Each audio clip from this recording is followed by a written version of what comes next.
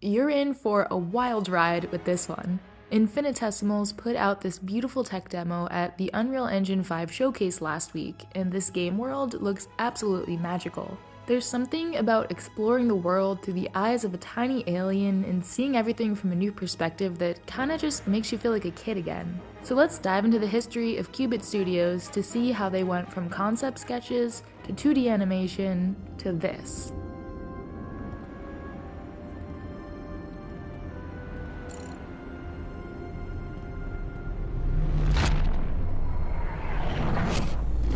Infinitesimals is a third-person action-adventure game where you play as Captain Orkney Rellenrake as he and his crew of minuscule aliens arrive on a mysterious, unknown planet. Let's take a closer look at this new trailer. We start things off with beautiful shots of the surrounding environment, and the advancements being made with UE5's tech is clear to see here. My computer absolutely will not be able to run this. As we're exploring these seemingly giant locations, our alien tools and technology will be extremely useful. For example, our jetpack helps us navigate around both obstacles and predators. There's also a brief glimpse of some sort of environmental scanner. So there's actually another alien faction that has already taken up residence on this planet, which I don't know if this is officially supposed to be Earth, but it definitely looks like Earth. So aside from having to defend ourselves against spiders, we also have other aliens to worry about with their own advanced tech.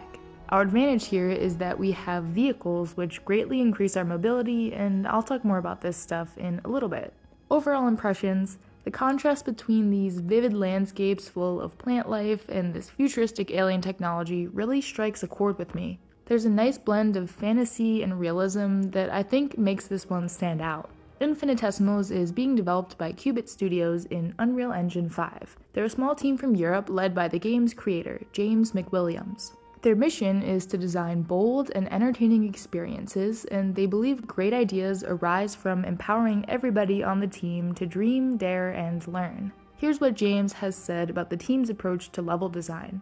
A garden full of grass sounds cool, but in reality would make for rather tedious levels if all we had were jungles of grass blades. So I think we can strike a balance between very accurate macro-scale levels with some liberties taken with placement of these aspects to improve gameplay. And I think they've managed to achieve this from what we've seen so far. Most forests I've been to don't look this interesting, but then again, I'm much taller than the captain and might just be missing something. His original idea actually apparently had more of a fantasy angle than the sci-fi version of the game we have today, but I can still see the magic in these environments. Now that you know the basic premise of Infinitesimals and a little bit about Cubit Studios, let's rewind things back to 2013. The game actually started out as a 3D side-scroller, but that changed pretty quickly once James realized this would limit the game's scope and certain mechanics. However, he did still prototype some ideas in a 2D space because it was faster. So the main thing he dove into early on was the pod.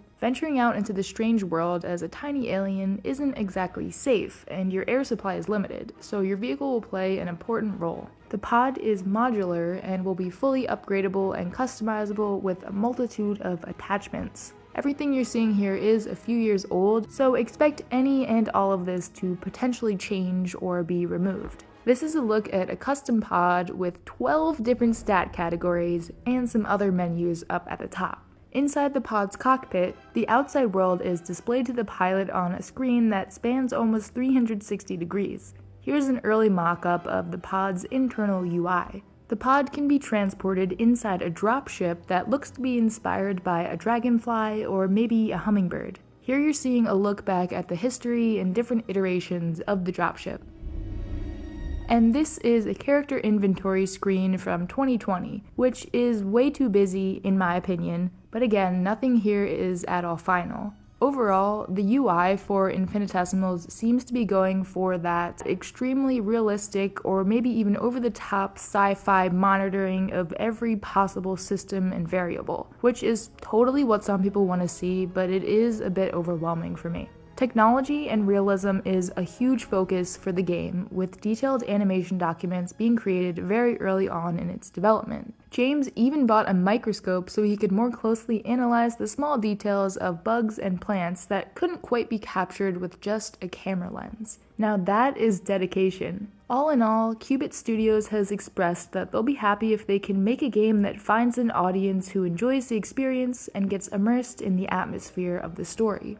And although these aren't stated as direct influences on the game's creation, James has said that some of his favorite games of all time include XCOM UFO Enemy Unknown, Little Big Adventure, Thief 1 and 2, and the Dishonored series.